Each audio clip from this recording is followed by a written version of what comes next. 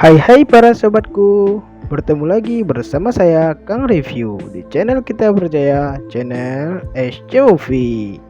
Baiklah, kali ini kita akan kembali mereview lagi film Squid Game untuk part yang keempat atau part yang terakhirnya.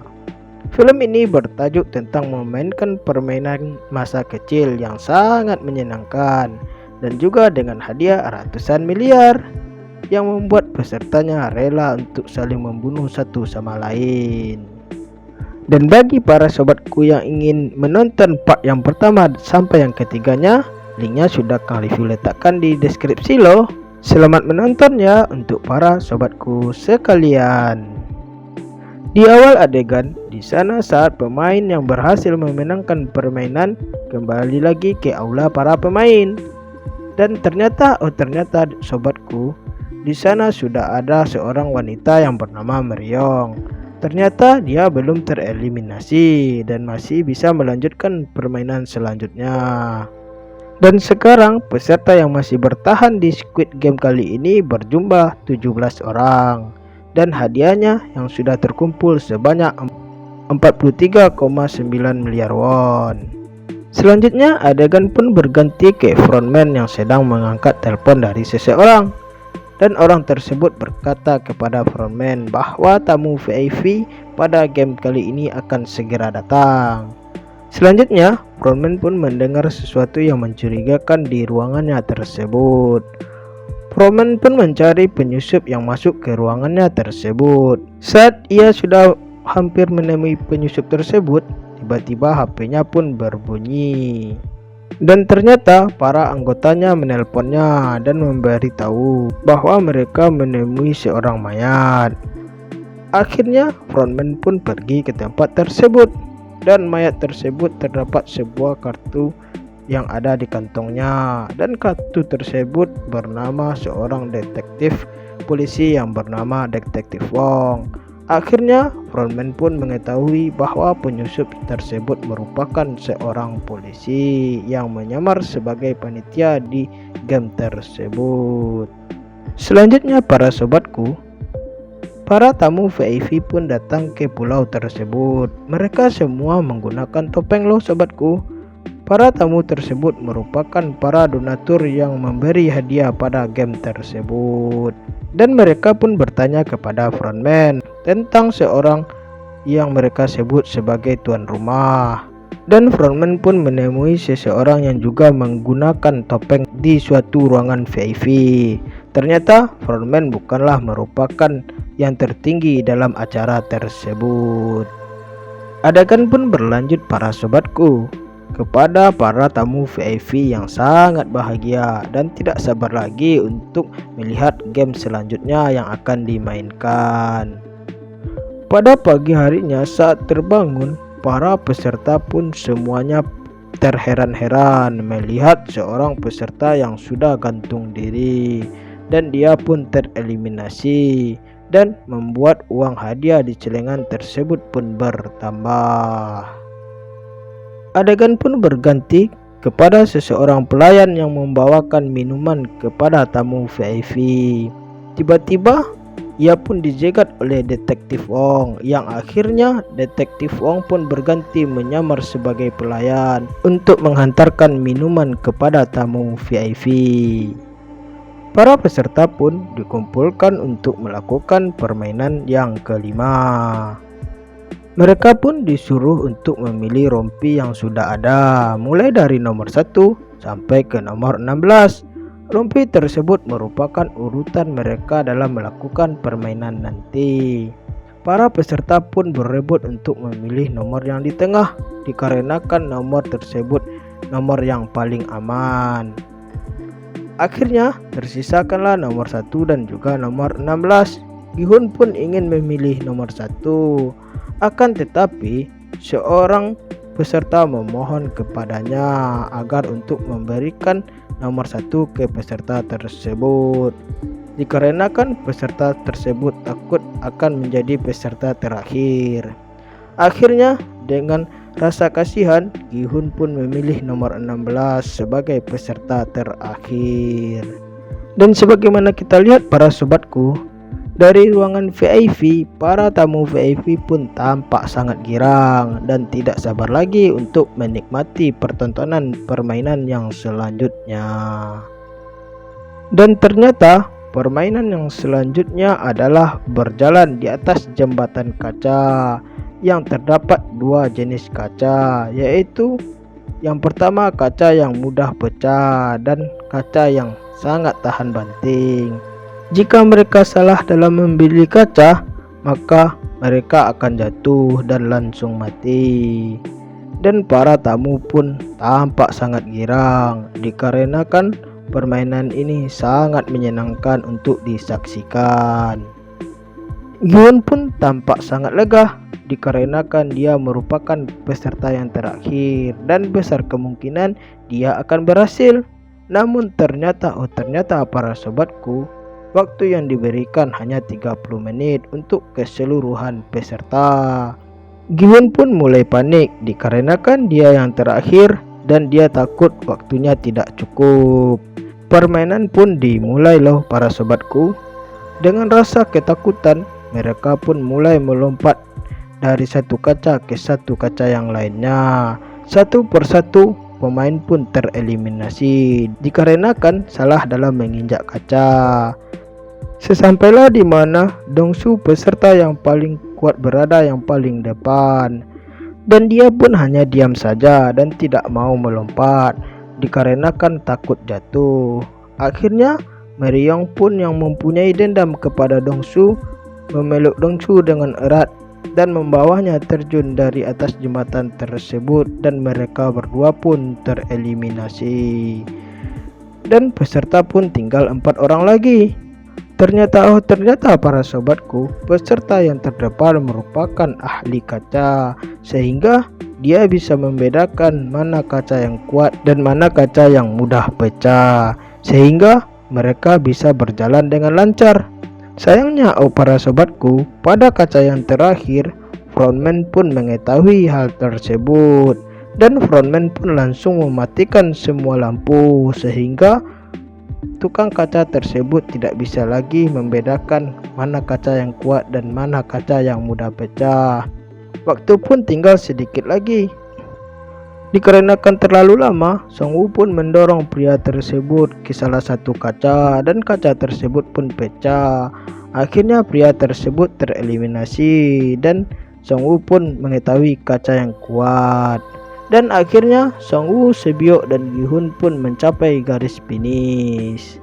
Dan jembatan tersebut pun diledakkan sehingga kacanya pun bertebaran.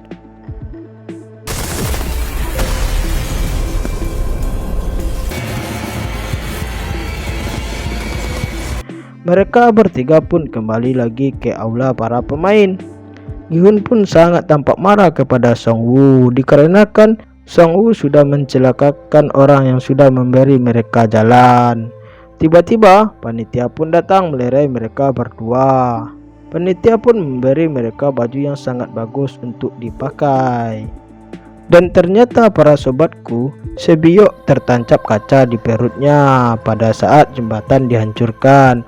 Namun Sebyok tetap bertahan dan melanjutkan permainan.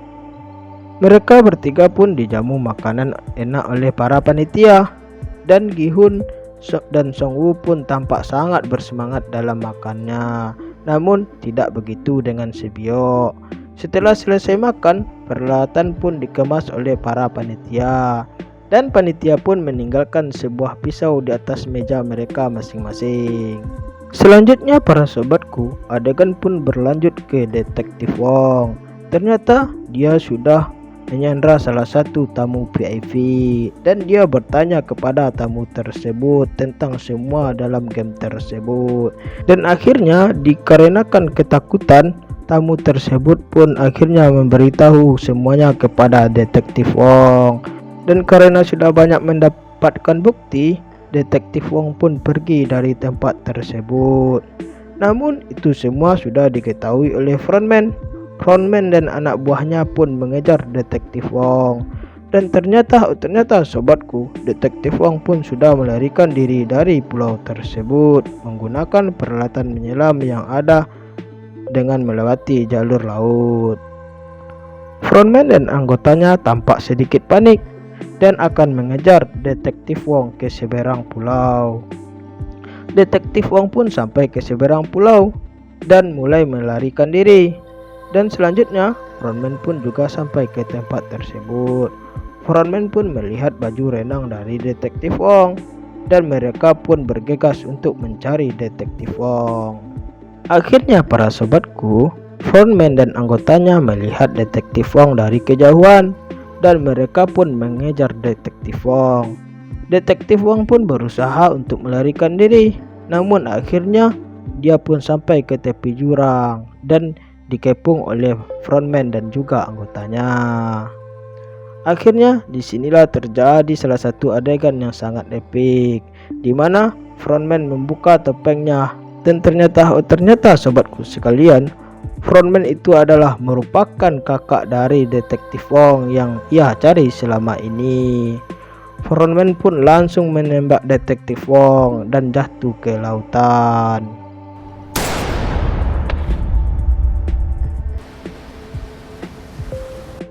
Adegan pun kembali lagi ke pulau Squid Game. Akhirnya Gi-hun pun mengetahui bahwa Sebiok terluka parah dan Sebiok pun meminta kepada Gi-hun jika Gi-hun memenangkan permainan tersebut, Gi-hun harus menjaga adiknya yang ada di panti asuhan. Gi-hun pun memanggil panitia untuk menolong Sebiok.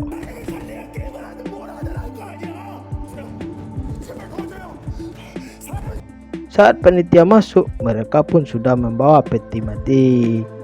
Dan ternyata sobatku, Sebiok sudah dibunuh oleh Song-woo. Gi-hun pun sangat marah kepada Song-woo dan ingin menyerang Song-woo. Namun mereka berdua pun dipisahkan oleh panitia. Selanjutnya adegan pun berganti ke Gi-hun dan juga Song-woo yang akan melanjutkan permainan terakhir. Permainan yang akan mereka mainkan yaitu permainan yang bernama Squid Game, yang dimana di sana ada seorang penjaga dan juga seorang penyerang. Penyerang harus mencapai gambar segitiga untuk menjadi pemenang, dan penjaga harus menghalangi penyerang tersebut supaya tidak mencapai tanda segitiga. Gi-hun pun bertindak sebagai penyerang dan Song-woo pun bertindak sebagai penjaga. Permainan pun mereka mulai. Dan secara tiba-tiba hujan pun turun yang membuat para tamu VIP menjadi sangat girang melihat permainan tersebut. Dikarenakan kemarahan Gi-hun kepada Song-woo yang sudah membunuh Sebiok, mereka pun akhirnya menjadi berkelahi dan perkelahian pun mereka mulai.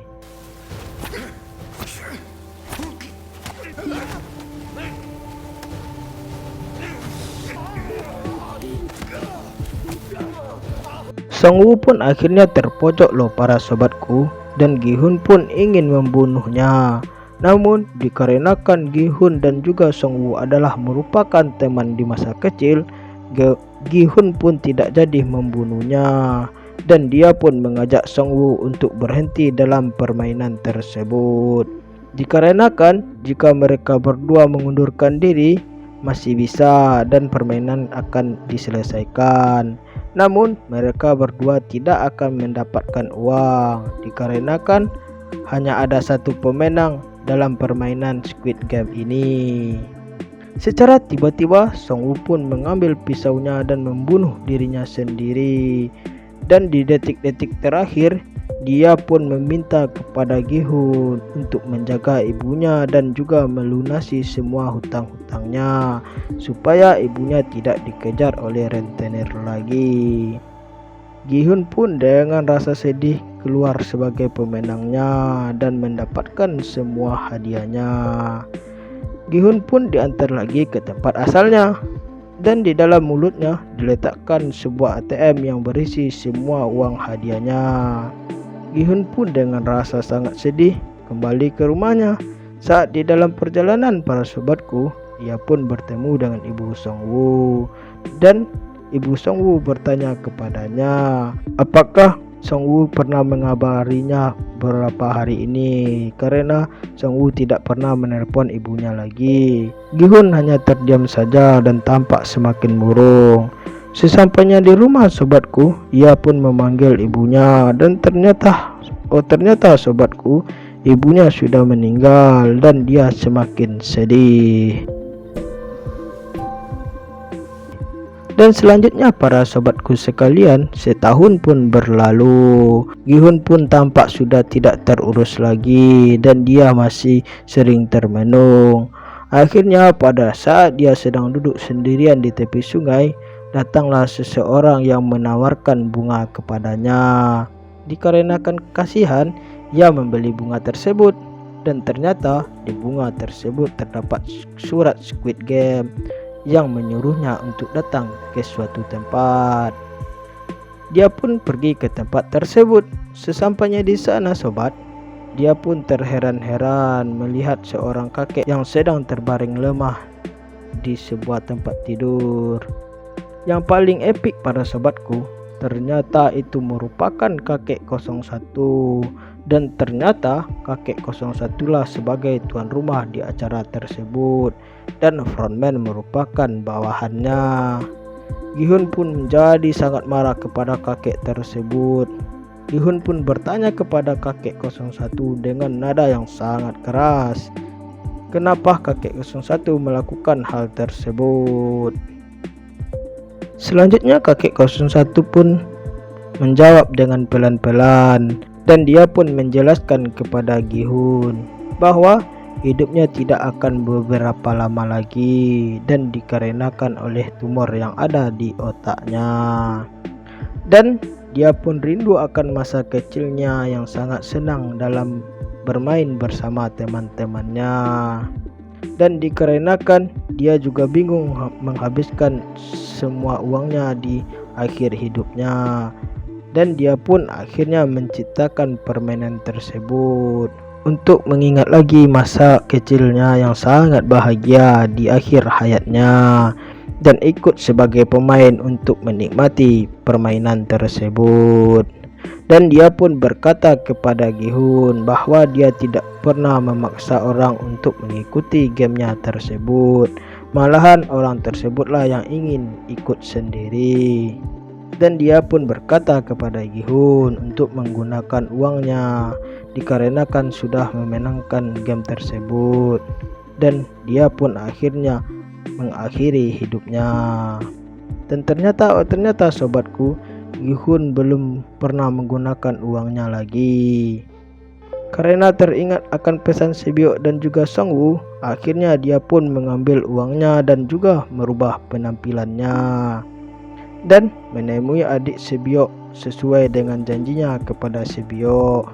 Dan dia pun menitipkan adiknya Sebyok kepada ibunya Song-woo dan meninggalkan uang yang banyak kepada mereka berdua.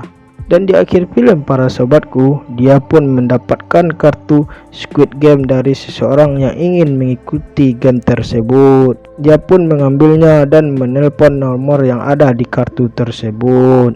Dan dia pun berkata bahwa dia akan balas dendam ke semua para panitia Squid Game dan film pun selesai.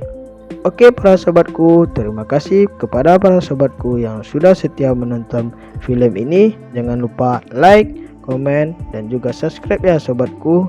Dan semoga para kalian dimudahkan rezekinya. Sampai berjumpa lagi di video yang selanjutnya untuk para sobat-sobatku sekalian. Terima kasih.